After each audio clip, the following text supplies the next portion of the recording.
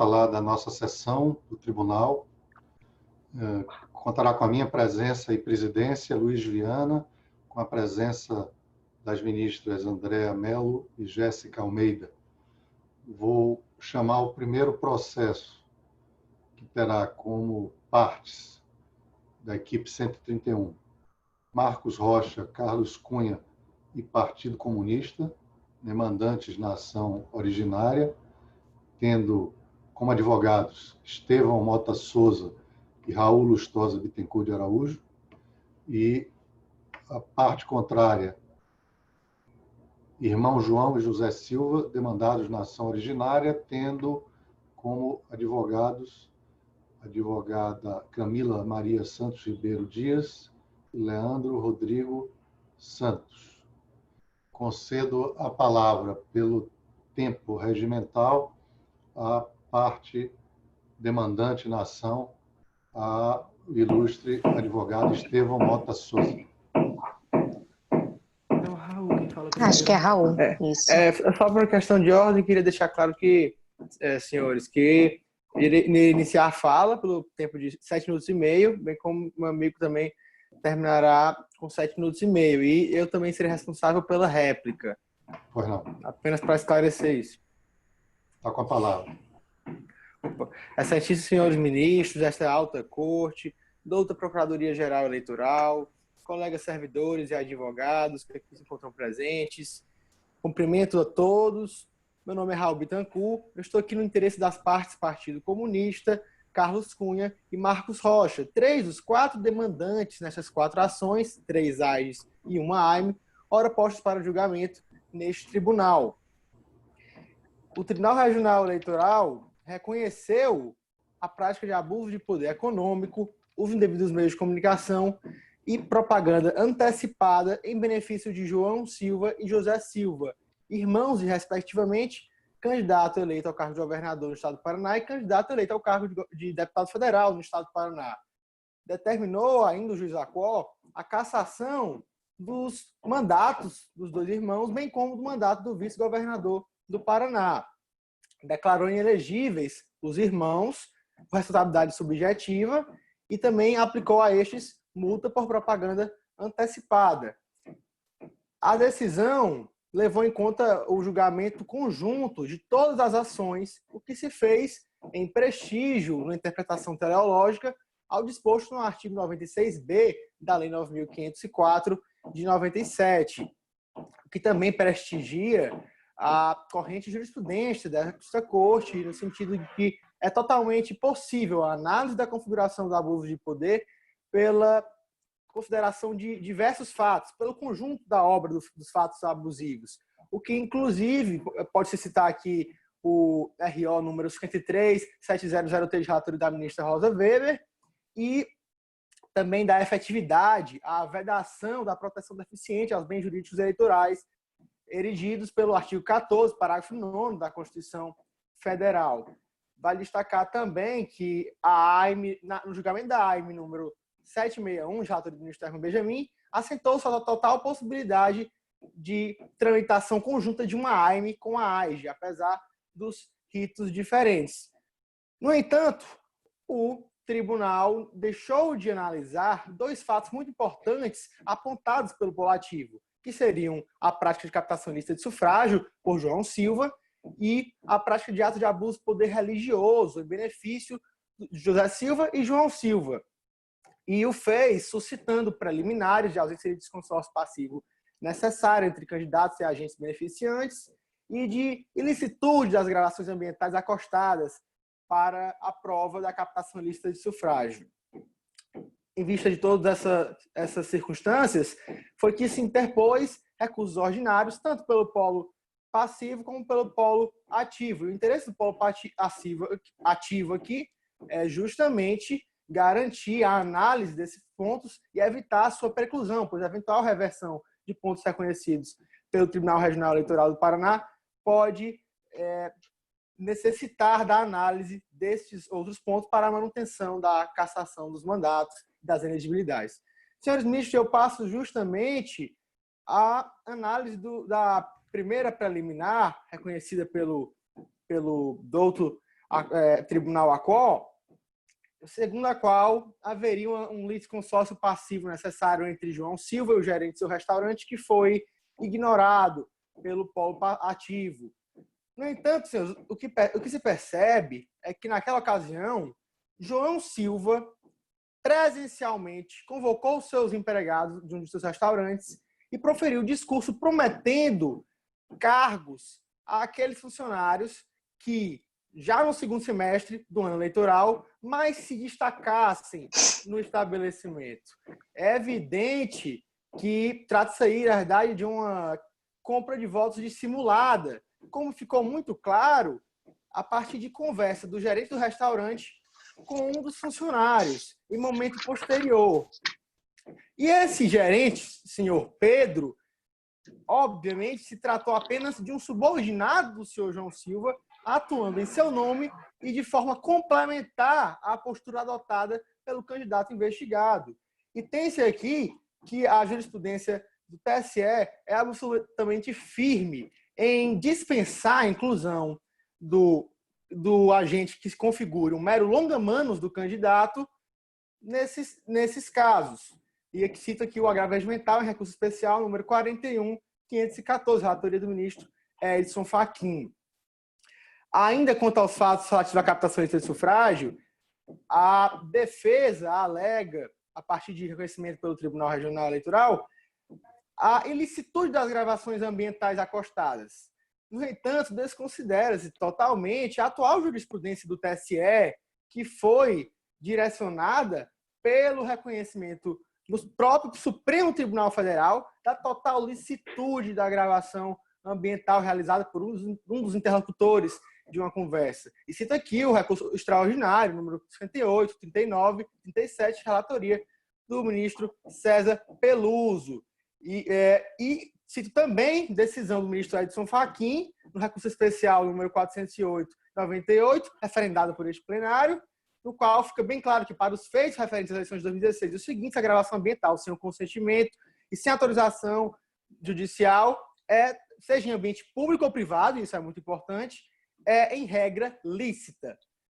Senhor presidente, eu posso fazer um questionamento ao orador? Claro que sim. Doutor Raul, ainda em relação à questão da captação ilícita com o litisconsórcio necessário, eu gostaria que Vossa Excelência abordasse a questão da ausência do vice nessa AIGE. E em que circunstância poderia ele ser também abarcado pela cassação de mandato, já que ele não consta dessa AIGE proposta pelo deputado federal da oposição, que questiona justamente a captação ilícita e ainda a questão da captação ilícita antes do registro, né, que 41A fala da captação ilícita após o registro de candidatura. Era isso, senhor presidente. Obrigado pela palavra. Agradeço a eminente ministra pela valiosa pergunta, que me ajuda a esclarecer um ponto muito importante desta discussão aqui posta. Primeiramente, quanto à análise da captação ilícita de sufrágio em sede de AIGE, é importante ter em mente que a compra de votos, seja enquanto captação ilícita de sufrágio, seja enquanto o crime de compra de voto, que você quer ter uma discussão acerca do seu limite temporal, é pacífico e pode acontecer durante todo o ano da eleição, todos podem ser analisados em sede de AIGE como ato de abuso de poder econômico, como efetivamente são. E sobre a ausência do vice no polo passivo, é verdade que nas AIGEs propostas não foi incluído o vice-candidato a governador no polo passivo. No entanto, este foi incluído na AIME, ajuizada pelo Partido Comunista, que se refere a todos os fatos ali de pré-campanha listos, que o meu colega Estevão irá comentar adiante.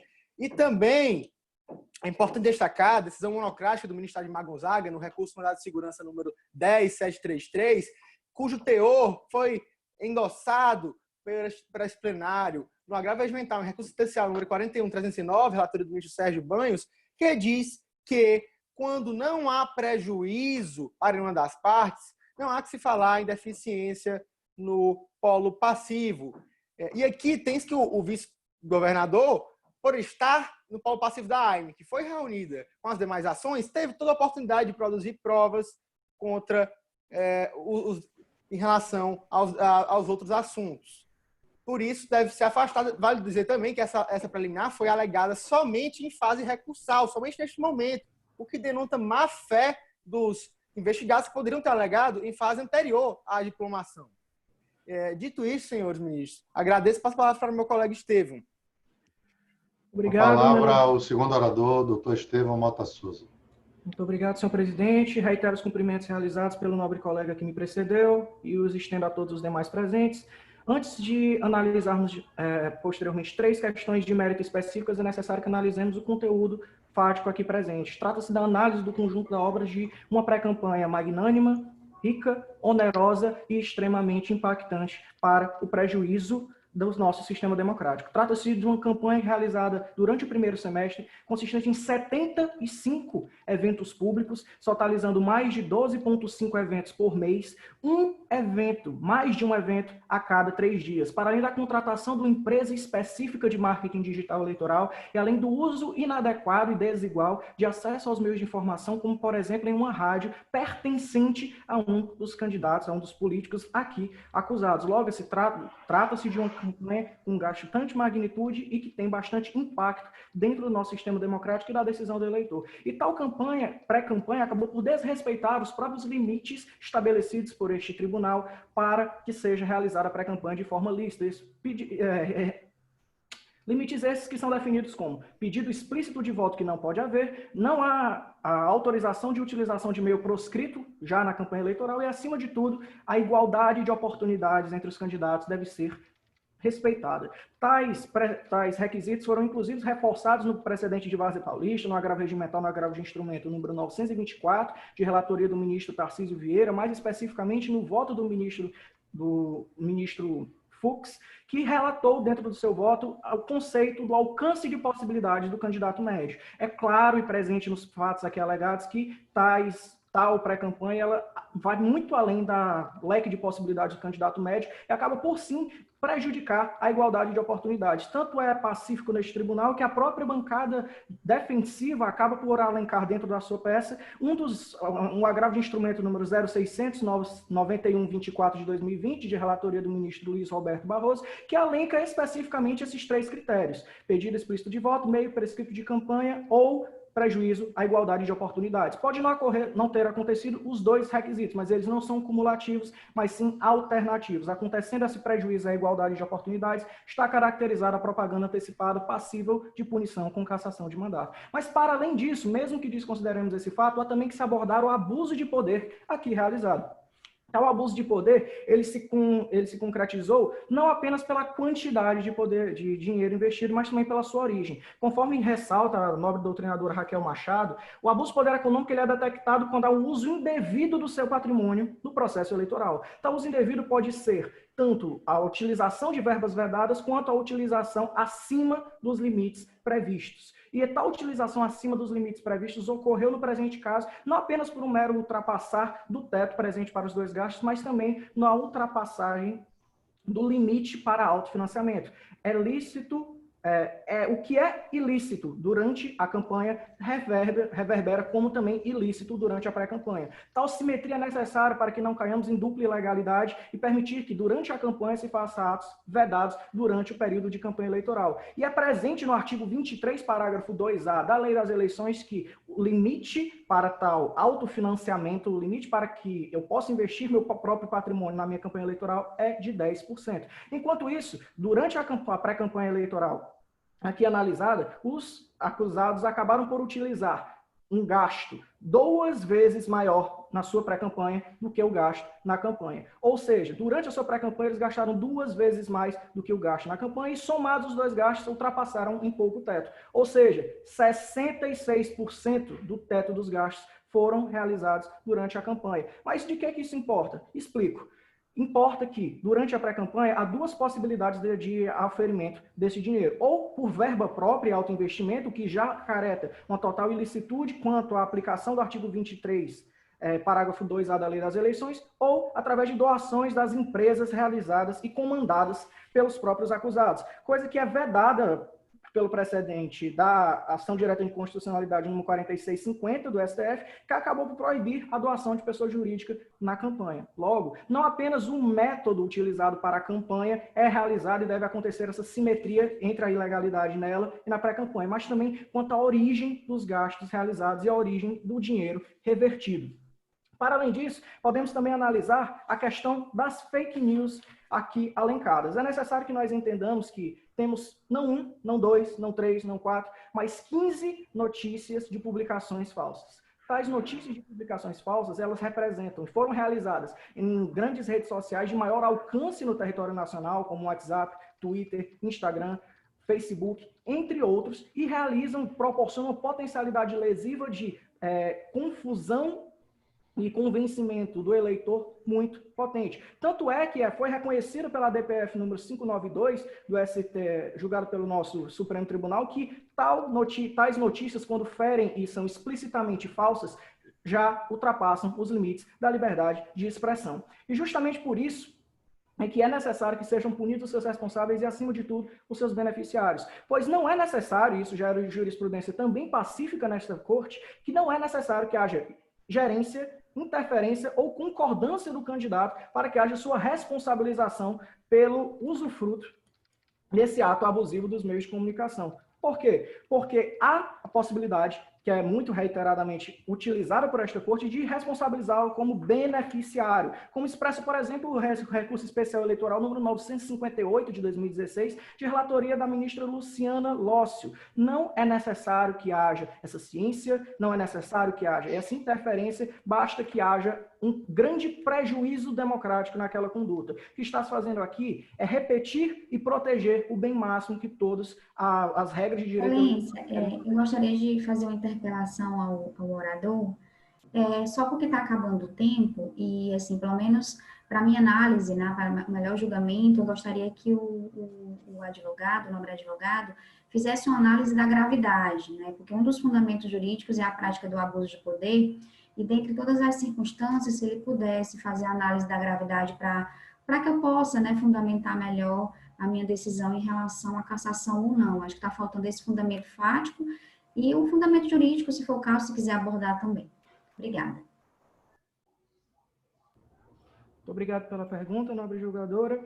Interessante é que a gravidade aqui proposta, ela não se coloca apenas na quantidade ultrapassada nos gastos, no teto dos gastos, mas também na origem de onde esses gastos da pré-campanha acabaram por reverberar. Foi colocado, por exemplo, no julgamento que resultou na cassação da senadora Selma Arruda, recurso ordinário 06-01616 de 2019, que cerca de 1,5 milhões foram ultrapassados, mas não apenas ultrapassaram o teto na sua... 1,5 milhões foram utilizados na sua pré-campanha. Mas não apenas 1,5 milhões foram utilizados, mas eles também foram adquiridos através de meio ilícito. Tal obtenção por meio ilícito, que representou cerca de 50% do teto da campanha da ex-senadora Selma Arruda, já foi vício suficiente na origem do recebimento de tais recursos para que seja configurada o abuso. O abuso de poder econômico, ele se reverbera de gravidade, ele se veste de gravidade não apenas na quantidade aplicada, mas também na origem dos gastos a serem colocados. O abuso de poder econômico ele acontece para evitar que histórico socioeconômico acabe por ofuscar o debate democrático dentro das nossas eleições. O debate democrático deve ser pautado em ideias, não em cifras, e muito menos na origem dos candidatos e nas possibilidades para além das normais que são a eles destinadas. Visto isso, muito obrigado pela pergunta, e para além disso, gostaria de terminar reiterando que aqui pugnamos pelo desprovimento do recurso do polo pacífico, a manutenção do acordo na sua integralidade. Agradeço aos nobres advogados que fizeram a sustentação. Passo a palavra à equipe 232, a oradora Camila Dias, por 8 minutos. Em seguida, pelo doutor Presidente, eu tenho Fernando, uma questão de ordem. Só uma questão de ordem. Se o meu som teve alguma interferência de ruído, só queria me certificar de que não. Se a minha fala teve alguma interferência de ruídos, de pancadas, nenhum problema para mim, consulta os demais integrantes da corte. Nenhum problema. Nenhum problema. Perfeito. Então, vamos continuar.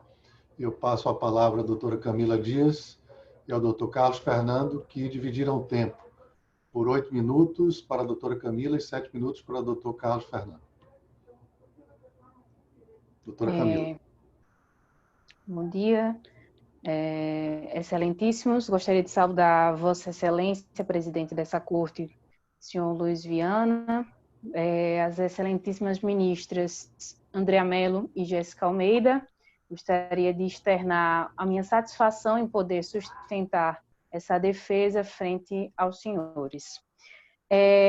Tratam-se de três ações de investigação judicial eleitoral, uma ação de impugnação de mandato eletivo, que acabaram saneadas para um único processo. Bom, a primeira ação ela foi ajuizada na data de 23 de setembro pelo senhor Carlos Cunha. Trata-se de abuso de poder econômico e captação ilícita de sufrágio, em relação a 2 vídeos que foram anexados ao processo como possíveis provas do caso. A segunda ação foi ajuizada na data de 30 de setembro pelo Ministério Público, tratando-se de propaganda eleitoral antecipada, arrecadação ilícita de recursos e uso indevido dos meios de comunicação, com base no abuso de poder econômico. A terceira ação foi ajuizada pelo senhor Marcos Rocha, que também fez com base no abuso de poder econômico, juntando 15 print screens de veiculação de fake news feitas por apoiadores dos candidatos João Silva e José Silva. E a quarta ação, a ação de impugnação de mandato eletivo, ajuizada pelo Partido Comunista a respeito de possíveis fraudes nas prestações de contas. Bem, no que tange a nossa parte inicial, preliminarmente eu gostaria de tratar das preliminares, mas não das preliminares trazidas por essa defesa. Eu sei que é um tanto confuso, mas trata-se do caso que a acusação trouxe em sua peça 8 preliminares que essa defesa não arguiu. Esta defesa não arguiu sequer na instância anterior, tampouco na instância atual. O que é preocupante porque acaba usurpando o papel do outro polo e corrompendo a celeridade processual, que aí nós temos que arguir, nos debruçar sobre coisas que nós não falamos e sobre fatos que estão sendo inventados no processo, como, por exemplo, a alegação de ilegitimidade do Partido Comunista, que esta parte não alegou, ou tampouco a decadência de 3 ações, a deficiência no polo do vice, porque estamos em fase recursal de fato. E aí nós trazemos apenas 3 preliminares que eu estarei a tratar, que são a ilegitimidade passiva, a questão do prazo decadencial do ajuizamento, do aditamento feito pelo Ministério Público e a ilicitude da prova anexada nos autos. Pois bem, quanto à ilegitimidade passiva, o que ocorre é que o senhor Carlos Cunha, ele ajuiza esta AGE na data de 23 de setembro, quando este já estava munido de sua legitimidade ativa, pois este já havia feito seu registro de candidatura, ou seja, este estava apto para, de fato, poder ajuizar uma ação de investigação judicial eleitoral e, inclusive, estava dentro do seu período. Porém, para figurar no polo passivo, para ter a legitimidade passiva, este necessita ser candidato já registrado ou partido político. No presente caso trazido à baila, nesta data de 23 de setembro, o senhor João Silva, que é o réu desta ação, ele não poderia figurar neste polo passivo, pois só fez seu registro de candidatura na data de 25 de setembro. Então, não há qualquer possibilidade de que este possa figurar dentro desta ação, estando por essa, já por si só, viciada e devendo ser improcedente por ilegitimidade passiva. Nós temos também julgados nesse sentido. Os senhores vão encontrar aqui, por exemplo, um recurso especial das eleições de 2014, que fala que o termo inicial para o ajuizamento da AGE é o registro de candidatura, não sendo cabível a sua propositura se não estiver em jogo a análise de eventual benefício contra quem já possui a condição de candidato, que é o agravo regimental no recurso ordinário de número 105, 20.201, de Belo Horizonte, Minas Gerais. Tratando-se da segunda preliminar, né, que nós trouxemos a este juízo, nós queríamos tratar sobre a estabilização da demanda, né, o prazo a respeito do prazo decadencial, porque sabe-se que o prazo para ajuizamento da AGE é até este eleito ser diplomado. E a ação de investigação judicial eleitoral, ela é aditada pelo Ministério Público em abril do ano seguinte, quando estas já tinham sido feitas, estes já tinham sido diplomados, a ação já tinha sido saneada em janeiro e sequer houve o consentimento dos réus para ver esse aditamento, que trata-se a respeito da acusação de fraude na prestação de contas e de abuso de poder religioso. E quanto à terceira preliminar da ilicitude da prova, estes trazem duas gravações a respeito de possíveis captação ilícita de sufrágio e abuso de poder econômico. Na gravação não consta qualquer fala, qualquer proposta, qualquer tipo de proposição, tanto dos senhores João Silva quanto dos senhores Pedro, que eu não irei tratar da questão, pois o litisconsórcio foi indeferido, mas que não existe qualquer tipo de fala ou citação que possa, de fato, configurar captação ilícita de sufrágio.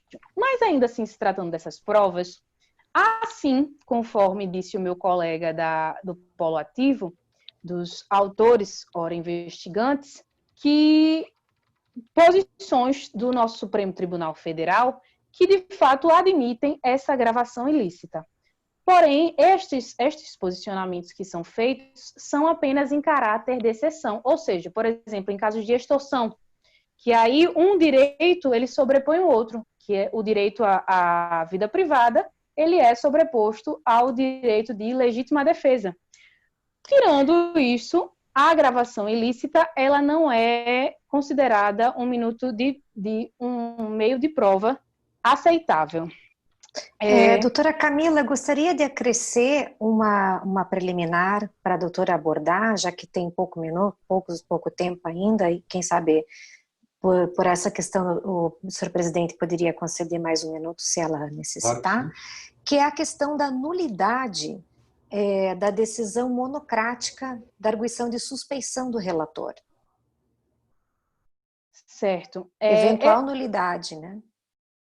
Esta preliminar vai ser um pouco mais abordada pelo meu amigo seguinte, mas exatamente entra nessa questão do prazo decadencial, da estabilização da demanda, porque essa nulidade acontece esse pedido de nulidade feito, ele acontece justamente por ter feito esse aditamento durante o período em que a suspeição ainda não tinha sido afastada. E tendo sido afastada, foi afastada de forma monocrática.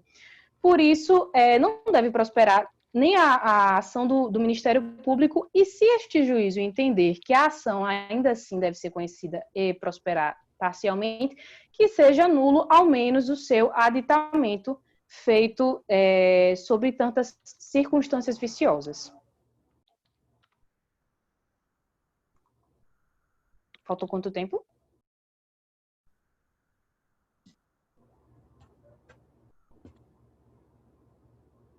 Ok. O tempo de Vossa Excelência está finalizado. Passo a palavra ao Dr. Carlos Fernando. Obrigado pela palavra. Estendo os cumprimentos da minha companheira de defesa a todos os membros da mesa. Gostaria de iniciar a minha sustentação alegando sobre a aparente confusão por parte da acusação entre abuso de poder econômico e o simples fato dos irmãos Silva terem boas condições financeiras. Isso ficou bem evidente no memorial, principalmente na página 10, parágrafo 4º e 5º, em que se os senhores permitirem ler exatamente como eles falaram, a narrativa feita pela acusação, eles destacam que os pré-candidatos realizaram mais de um evento político cada 3 dias, viajando por todo o território do Estado, o que denota que os deslocamentos se deram predominantemente por via aérea, com alto custo. Implica ainda uma pré-campanha em tempo integral, coisa que apenas pré-candidatos muito abastados e sem obrigações laborais poderiam fazer. Bom, o entendimento atual do TSE, ele exige provas concretas e indiscutíveis acerca dos abusos econômicos praticados por parte dos candidatos ou pré-candidatos. Isso não ficou evidenciado em nenhum momento por parte da acusação, a qual se limitou apenas ao campo subjetivo de afirmar reiteradamente que ambos os candidatos possuíam grandes condições financeiras, e isso teria prejudicado de alguma forma o processo democrático.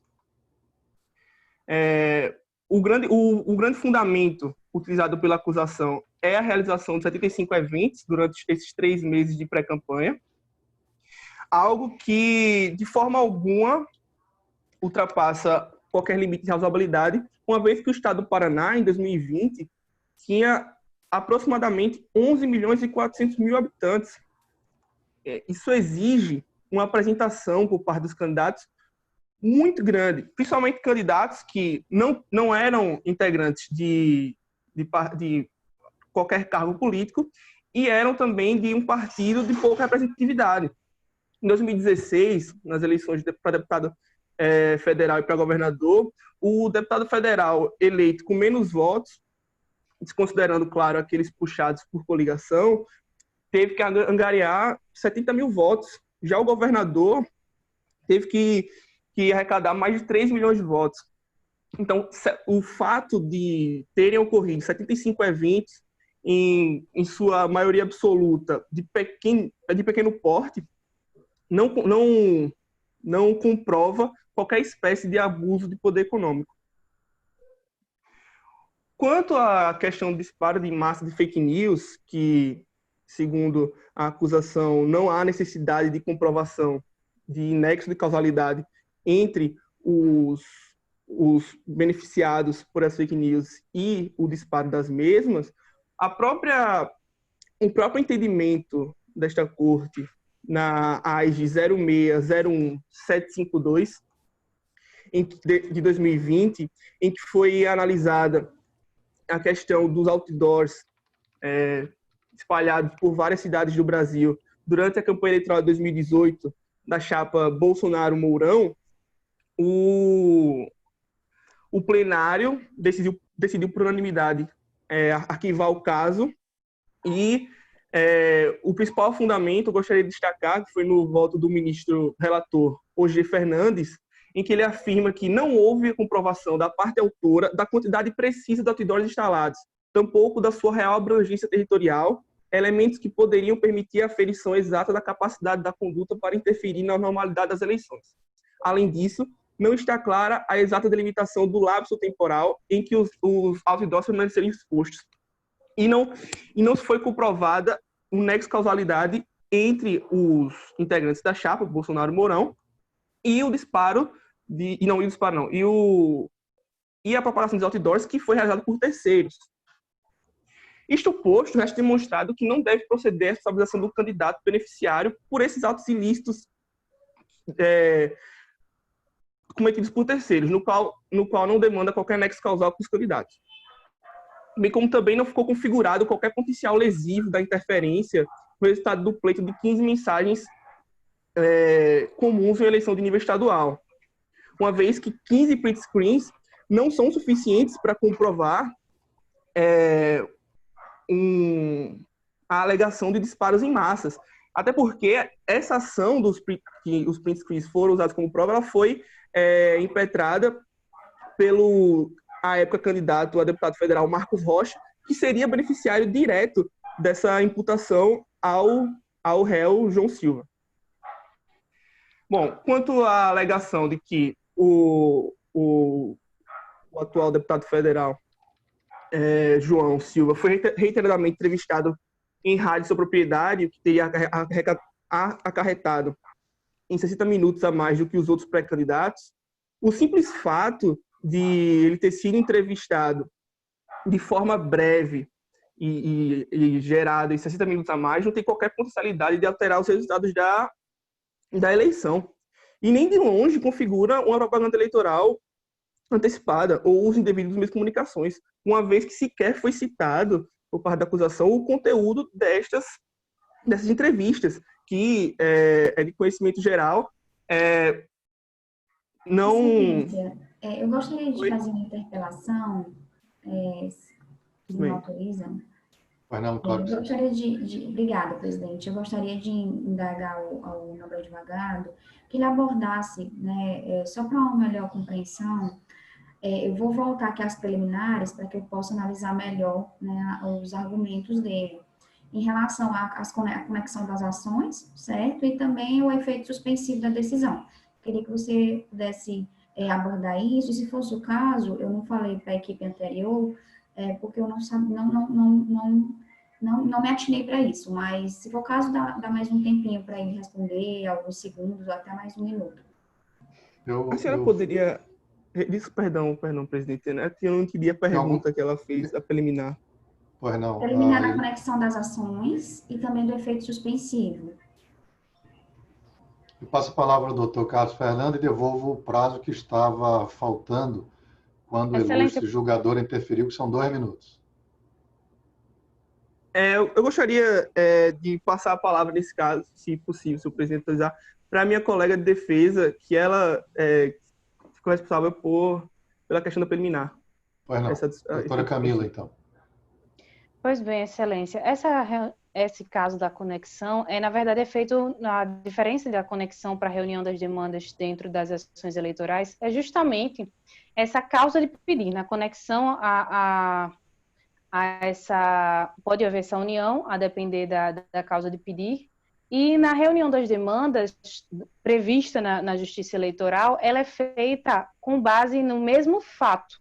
Se existem mais de uma ação, se tratando do mesmo fato, o que não ocorre no caso em tela, né? Isso estava inscrito nos nossos pedidos, talvez não dê tempo, peço até que Vossa Excelência conceda um pouco a mais, mas essa reunião das demandas, ela deve se dar quando houver o mesmo fato, que não ocorre no caso em tela, tampouco sequer se tratam dos mesmos fatos e tampouco sequer se tratam de configurações dos mesmos polos passivos. Em algumas ações apenas figura o senhor João Silva, em outras ações João Silva, José Silva e Partido IG, e outras ações João Silva, José Silva, e ainda a presença do vice que se faz necessária. Vossa Excelência pode me conceder um tempo a mais? Vossa Excelência terá o tempo da réplica e da tréplica. Se por acaso ao final for necessário, eu lhe devolverei um tempo. Pode ser assim? Muito obrigada. Pois não.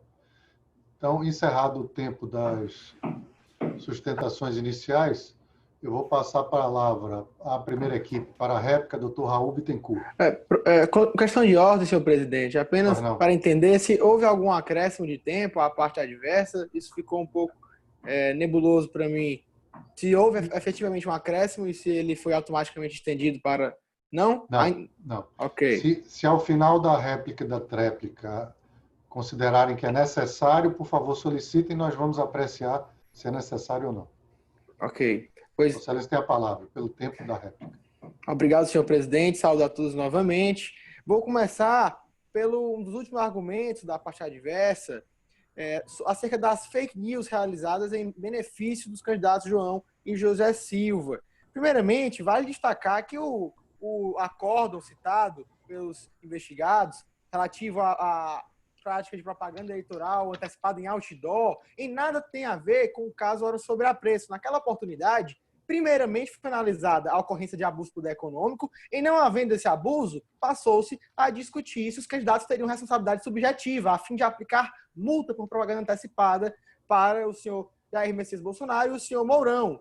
Entendeu-se na hipótese que não haveria essa responsabilidade subjetiva. Por isso, apenas entrou-se nesse campo da responsabilidade subjetiva. Mas em relação à configuração do abuso, cassação dos mandatos, isso não é necessário. E vale dizer que nós sabemos que depois de postada um conteúdo na internet, a sua interação com a sociedade não tem como ser medida, é fluida. Os 15 prints não provam que parou por ali a disseminação não implicam que parou por ali a disseminação das fake news. Passo para outro ponto importante, que é a alegação de precoce ajuizamento da AIGE, do senhor Carlos Cunha, a gerar nulidade.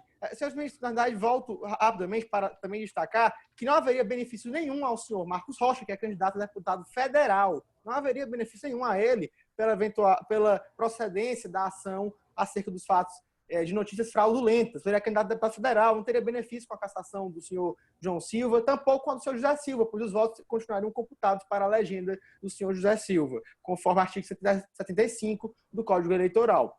Quanto ao ajuizamento precoce da primeira AIGE, é absurda a ideia de que deveria se anular esta peça acusatória, esse feito, em razão do protocolo apenas 2 dias anteriormente ao pedido de registro de candidatura do candidato. Ele já havia sido escolhido em convenção e, quando ele exerceu o seu contraditório na contestação, ele já era efetivamente um candidato com pedido registrado. Então, aplica-se o artigo 219 do Código Eleitoral, o princípio da pari nullité sans risque.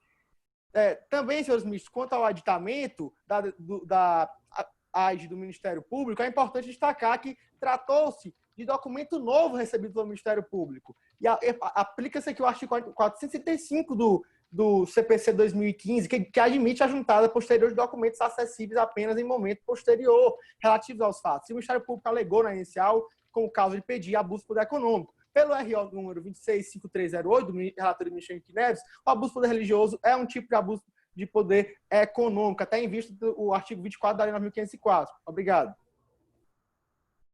Eu que agradeço a sustentação do ilustre advogado. Passo a palavra para a tréplica, para a doutora Camila Dias, pelo tempo regimental. Excelência, muito obrigada. Primeiramente, cabe fazer observação sobre esse caso das fake news. Não são 15 notícias, são 15 print screens, entre eles de mensagens privadas. Ou seja, não há como se controlar a vida privada de pessoas ou o que estas conversam entre si. Os candidatos, eles apenas estão pleiteando um cargo. Eles não têm como controlar as ações feitas pelos seus eleitores. Assim, total consonância ao precedente citado, pois este se trata justamente de ter sido acusado do candidato ter sido beneficiário em questão, ao mesmo caso em que está sendo aludido. O candidato não pode ser enquadrado enquanto beneficiário, pois lhe fogem essas responsabilidades, esse poder de controle perante os seus autores. Essas mensagens são privadas, são de 15 print screens dentro de um estado enorme como o estado do Paraná. Os senhores me digam, não são 15 notícias, são 15 postagens e print screens, postagens pessoais. Os senhores me digam em que eleição, sobretudo uma eleição atípica como esta, em que a campanha física está muito mais travada em face da nova realidade, e os senhores me digam como pode 15 publicações pessoais e, entre elas, mensagens privadas, interferir, ter potencial lesivo a uma eleição de governador do estado do Paraná, um estado grande, um estado importante para o estado brasileiro. Pois bem, não se trata do pedido de nulidade, não se trata do benefício, mas da suspeição do relator do caso, em que este fez o aditamento e o saneamento, em que este fez o aditamento afastando a suspeição monocraticamente e, principalmente, o desrespeito ao prazo decadencial. Essa juntada ela pode sim ser feita com a anuência dos réus, o que não foi feito no caso. Esse desrespeito ao prazo decadencial, ele prejudica totalmente a estabilização da demanda e a elaboração da defesa, que são princípios presentes na nossa Carta Magna, a presunção de inocência e o direito ao contraditório e ampla defesa.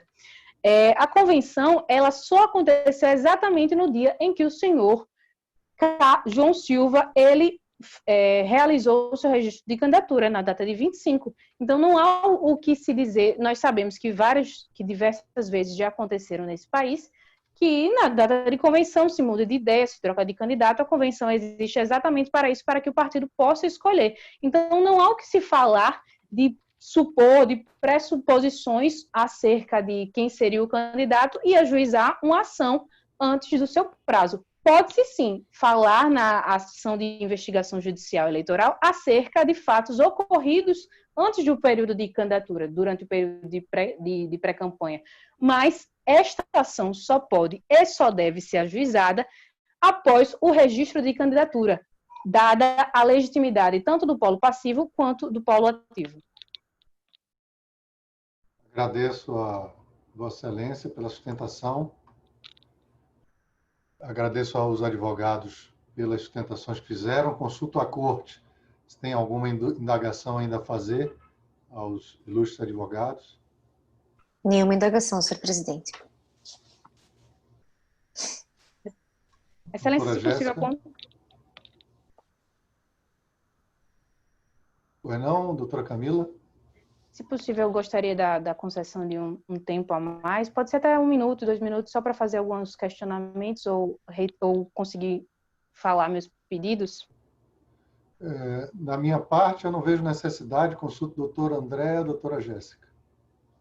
Se for concedido parte de um tempo adicional, acho que as duas equipes deveriam ter, só pela paridade, o mesmo tempo de concessão. Eu não me oponho, mas só penso que ambas têm que ter tempo igual para concluir os seus posicionamentos. É o mesmo meu posicionamento, presidente. Vou então deferir por 1 minuto a doutora Camila e depois 1 minuto para a outra parte. Ok, dado o tempo, eu tentarei ser breve, não conseguirei fazer todos os pedidos, mas gostaria de questionar a outra parte, onde está a comprovação da contratação de empresas, que eles alegam ter sido uma propaganda profissionalizada, então gostaria dessa comprovação, seja de transação econômica, seja de participação de empresas durante essa pré-campanha, onde foi solicitado o voto, que eles arguíram aí que nós pedimos voto durante a pré-campanha e não há isso nos autos em nenhuma parte, isso está sendo trazido agora, e onde ficou comprovado que eles gastaram mais de 10% na pré-campanha, já que justamente uma das alegações é de que não foi feita a prestação de contas da pré-campanha. E eles mesmos assumem que não há legislação obrigatória para a prestação de contas da pré-campanha, sendo esta de obrigação do partido político. Obrigada. A outra parte, doutor Raul? Creio que seja... Posso falar? Estou autorizado a falar, senhor presidente? Sim, 1 minuto. Pronto. Senhor presidente, eu vou me ater ao último fato narrado pela parte adversa. Primeiramente, quero dizer que o fato da contratação de empresa de marketing está nos autos, está em contexto nos autos, então não vou nem entrar mais nesse mérito. E quanto ao gasto realizado na pré-campanha, a própria prestação de contas apresentada pela parte, assim como os documentos introduzidos pelo Ministério Público Eleitoral, deixam claro que houve ali um gasto na pré-campanha correspondente ao dobro do gasto de campanha. E sabe-se que na pré-campanha não há como ter arrecadação de outras fontes, a não ser de recursos próprios, ou do partido, que não há comprovação que tenha ocorrido. Então, fica muito claro que os próprios investigados assumem que foram gastos pessoais, entretanto, um monte muito volumoso. Então, isso claramente fere o artigo 23, parágrafo 2º-A, da Lei 9.504. E tendo em vista esse fato somente já seria suficiente para a cassação, mas tendo em vista todos os outros fatos que orbitam, que comprovam a gravidade excessiva e destabilizam o pleito, há que se aplicar a técnica de restabelecimento da soberania popular, como diz o professor Luiz Casagrande, para a cassação dos eleitos. Agradeço aos ilustres advogados. Creio que contribuíram para que a Corte possa chegar à solução mais justa. Muito obrigado. Eu gostaria de encerrar a participação dos advogados e manter a Corte aqui em sessão. Obrigado. Tenham todos um bom dia. Agradeço, senhores. Obrigada. Gostaria de agradecer também. Obrigada. Bom dia, parabéns a todos.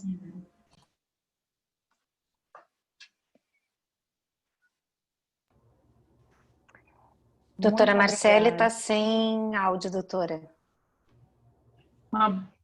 Obrigada por participar como mentora da equipe. E aproveito para transmitir um abraço da doutora Vânia ao doutor Luiz Viana. Outro de volta para ela. Não, até mais. Obrigada. Obrigado a você. Gente, obrigada. Agradeço aos excelentíssimos avaliadores e peço que, por favor, preencham as folhas de avaliação assim que terminar a sessão e qualquer dúvida estou disponível. Foi um prazer, parabéns à organização mais uma vez. Tenham todos um bom dia. Igualmente, Muito obrigado, obrigada, André, estamos obrigado, honrados. Jéssica, obrigado, Laila. Doutor Luiz, doutora Jéssica, doutora Tchau. Laila. Tchau, É a tchau. sessão de 10h30. Até logo. Tchau. Bom dia a todos.